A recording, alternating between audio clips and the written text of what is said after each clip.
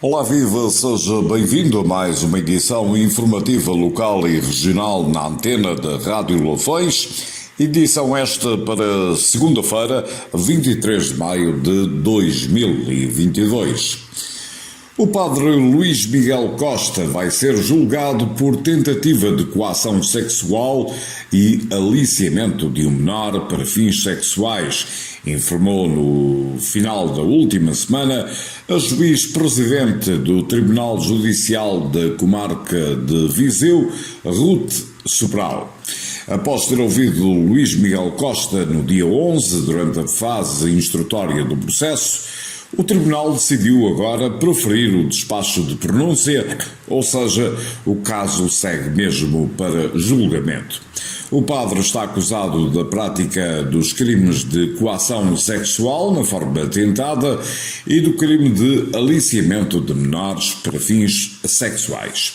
No dia 11, à saída do tribunal, o advogado do padre, Paulo Duarte, disse esperar que o seu cliente não esteja nem sirva nunca como bode expiatório para expiar as culpas que quem quer que seja, nomeadamente de instituições.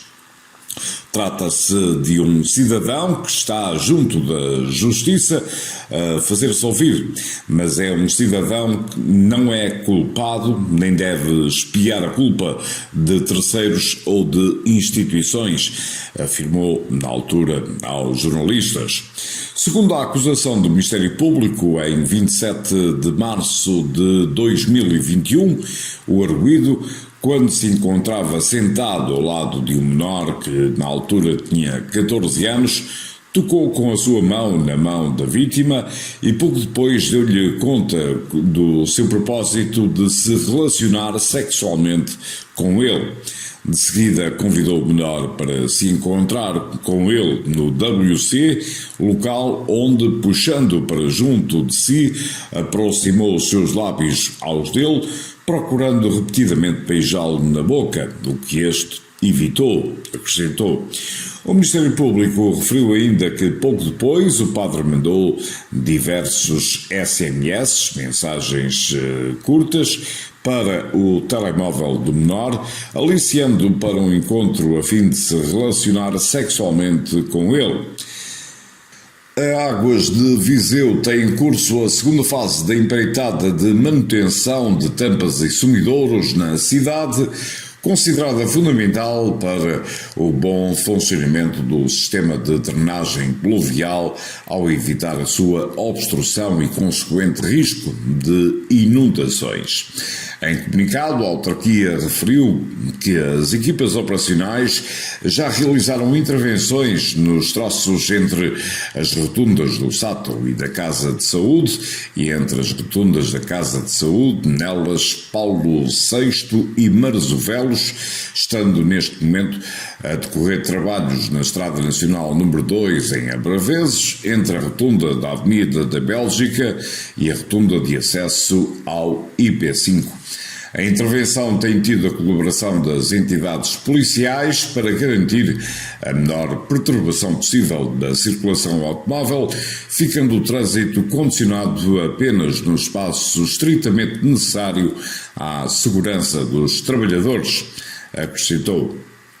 Em Mangualde, no próximo dia 27, a cidade recebe a cerimónia de homenagem ao historiador, professor e arqueólogo português Jorge Nogueira Lobo de Alarcão e Silva.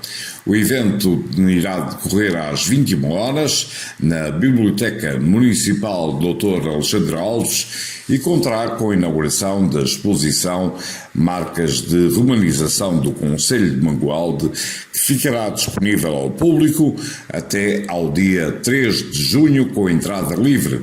O evento terá continuidade com a apresentação de um filme documentário, uma conferência com o mote de Mérida a Viseu, passando por Mangualde na época romana, tendo como orador Jorge de Alarcão.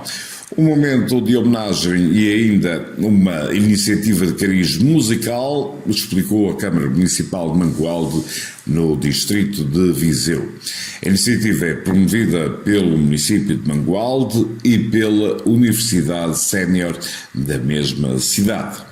A Câmara de Santa Combadão vai apoiar este ano 20 associações com expressão concelhia, com um montante global de 127 mil euros, o que representa um acréscimo de 16 mil euros relativamente ao ano anterior. Estes apoios são um reflexo do investimento crescente por parte da autarquia na dinamização do movimento associativo concelhio, justificou a Câmara Municipal. Desde 2017, o investimento deste município do distrito de Viseu, feito através de contratos, programa e protocolos de cooperação específica, é superior a 991.900 euros, um acréscimo de 408% nos últimos 5 anos. O presidente da Liga dos Bombeiros Portugueses alertou no passado fim de semana para as dificuldades financeiras das corporações de bombeiros na área do transporte de doentes, situação que está a agravar-se com o aumento do número de casos de Covid-19. Segundo António Nunes, tem aumentado nos últimos dias o número de transportes efetuados pelas corporações de bombeiros para os hospitais com doentes Covid-19, especialmente no norte do país, mas há falta de equipamento de proteção individual, além dos encargos com a desinfecção das ambulâncias.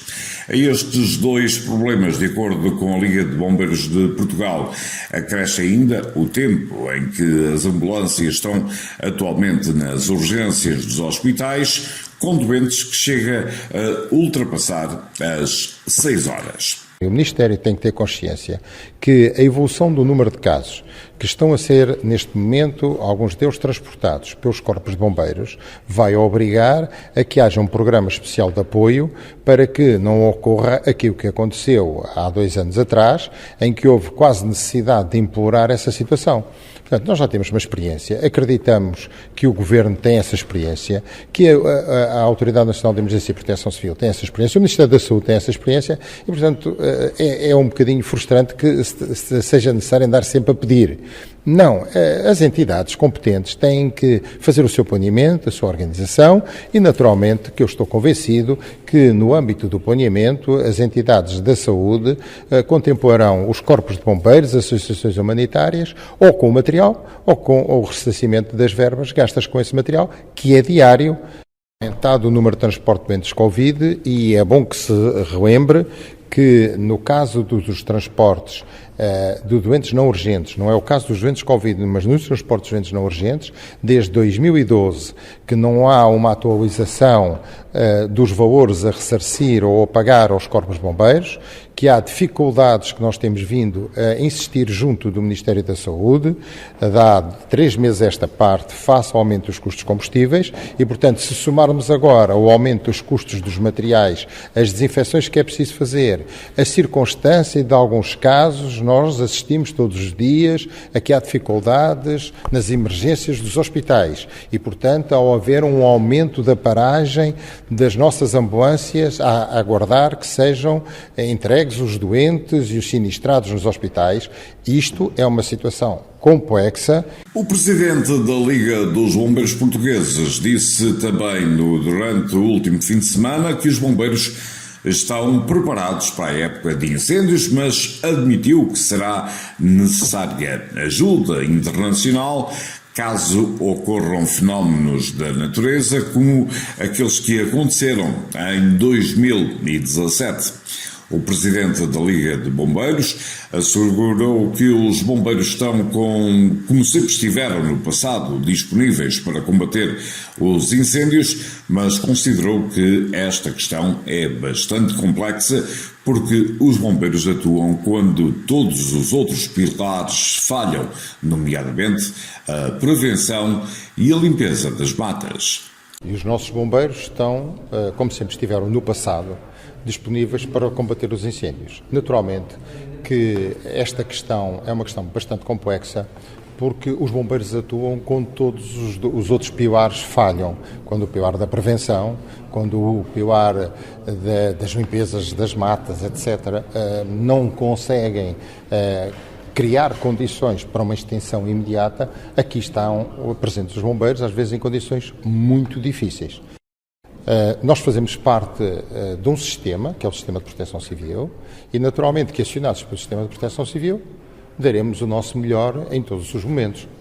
Houve este ano, de facto, um reforço do ponto de vista das equipas de prevenção diária e também houve uma articulação muito forte entre a Liga dos Bombeiros Portugueses e o Ministério da Administração Interna no sentido de criar melhores condições, quer aos bombeiros, quer às associações, para que possam desempenhar melhor o seu papel. Estamos confiantes que o vamos fazer, mas naturalmente que aqui as condições climáticas são muito, eu diria, são muito adversas de qualquer planeamento que nós possamos ter.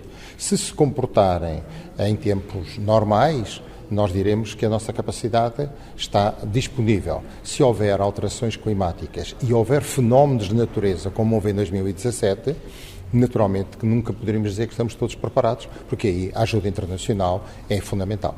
A rodagem em Portugal de parte do filme Velocidade Furiosa 10 e de outras produções de grande orçamento tem um enorme impacto economicamente porque é um investimento direto no país, afirmou a agência Lusa, a produtora portuguesa associada a este projeto sem quantificar.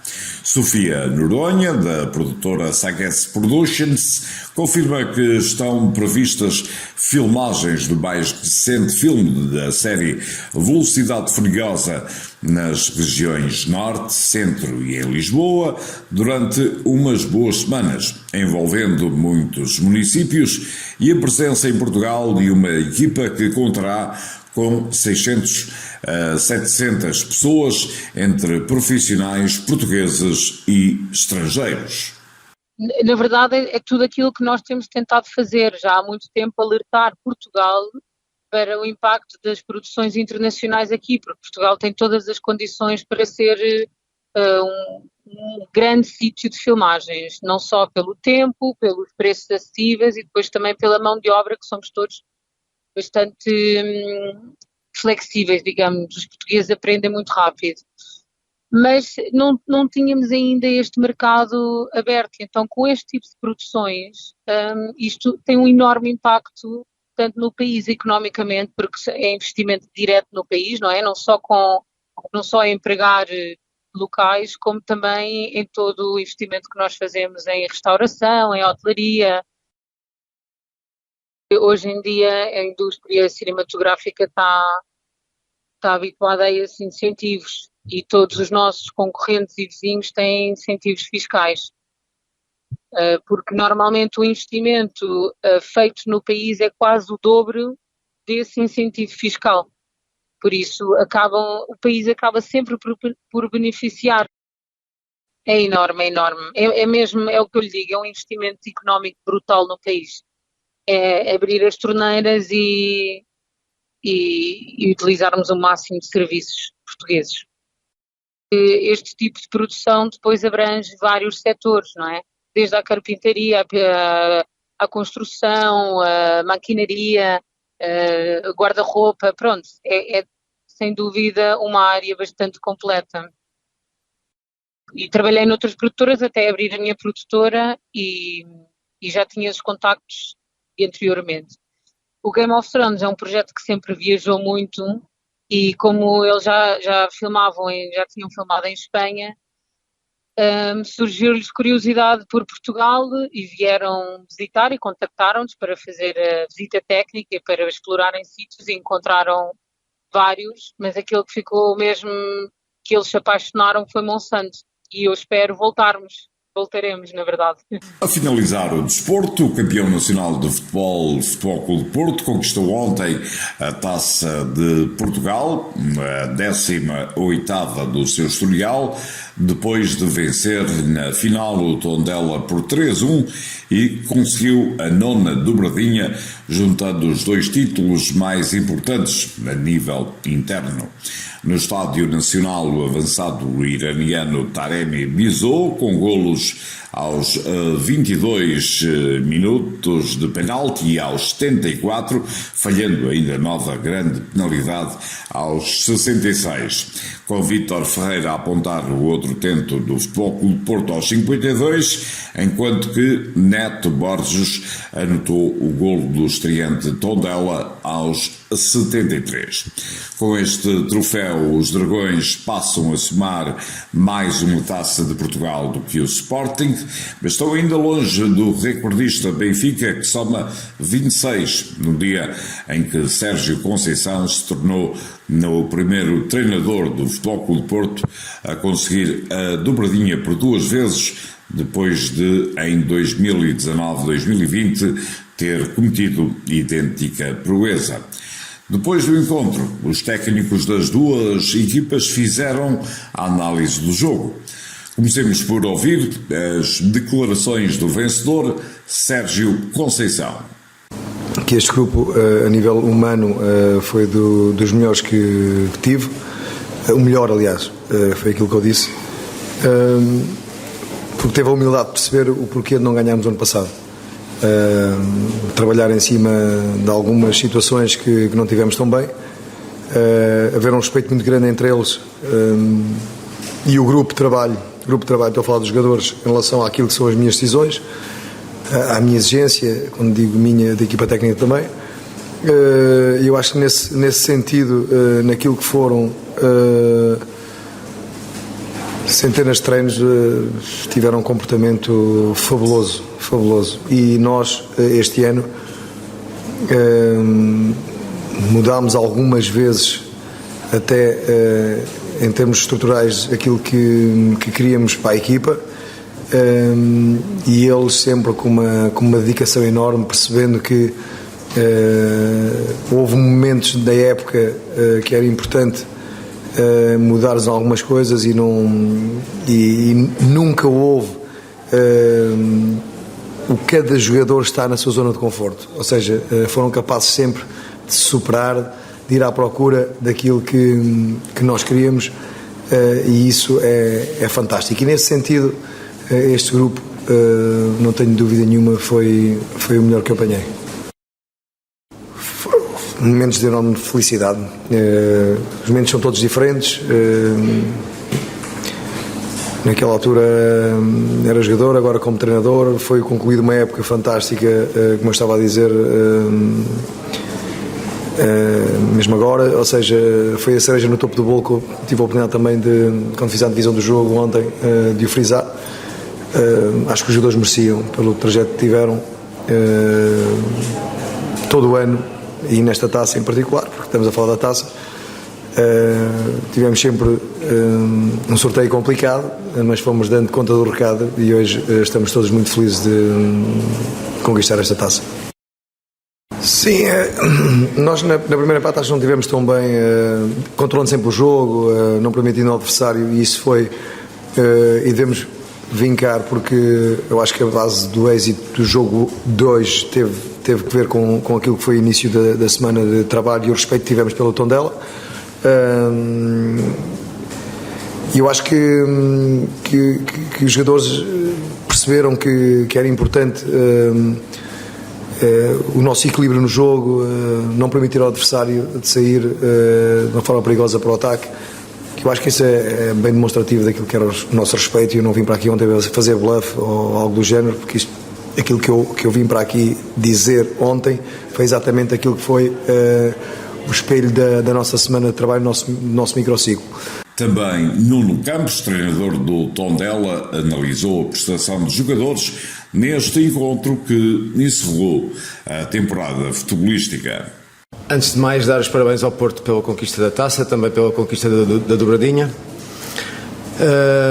Nós tínhamos uma estratégia que passava por defender bem, porque não havia forma de disputar esta final sem defender bem. Penso que na primeira parte conseguimos fazer. Demos poucas chances ao Porto de criar oportunidades de golo, cria uma oportunidade enquadrada com o lance do penalti e vai a ganhar 1-0 para a segunda parte. Sabíamos que na segunda parte teríamos que abrir mais o jogo, teríamos que pressionar um pouco mais alto, teríamos que arriscar um pouco mais. Foi o que fizemos, e o Porto naturalmente que aproveitou alguns dos momentos que teve depois para marcar. Depois de chegarmos ao 2-1, acreditámos que podíamos ter possibilidade de discutir novamente a final, mas de qualquer forma, com o terceiro golo do Porto, ficou tudo mais difícil, naturalmente. Mas eu tenho que dar aqui os meus parabéns aos jogadores por esta caminhada que fizeram até chegar a este momento, porque eles sabem o orgulho que tenho neles por chegarem aqui a este palco hoje com chance de discutir uma final. Há o orgulho de eles terem chegado a este momento para disputar esta final, há o orgulho destes adeptos que pintaram de amarelo o nosso espaço e que sempre apoiaram a equipa mesmo depois de o jogo estar finalizado. Isso é algo que eu não me vou esquecer deste dia, porque não é fácil nós termos adeptos que depois de perder nos continuam a apoiar, chamam a equipa para ir mais próximo e continuam a apoiar a equipa, e é isso que eu levo daqui. Naturalmente que jogar mais uma final na minha carreira é mais um marco também na minha história, mas essa é uma mais pessoal, porque o que eu levo a sério é que numa final em que perdemos, os nossos adeptos estiveram connosco mesmo no final do jogo. As grandes penalidades são sempre situações aborrecidas por vários motivos. Primeiro, porque por vezes não temos a certeza se são. Depois, porque sendo às vezes é por milímetros. Eu nem sequer vi os lances, não estou a dizer isto em modo de crítica de forma alguma, mas estes são momentos que às vezes marcam e na verdade no único remate enquadrado da primeira parte é uma grande penalidade. Dizer que é um erro, certamente quando há uma grande penalidade de alguma forma é um erro, como há outros erros durante o jogo para as duas equipas sempre. Somos ou não mais penalizados com os nossos erros, isso já é outra questão. Naturalmente que um penalti é uma oportunidade clara de golo e aí fomos penalizados. E pronto, com o desporto fechamos esta edição informativa local e regional aqui na antena da Rádio Lafões. Desejo-lhe uma excelente semana e uma boa audição.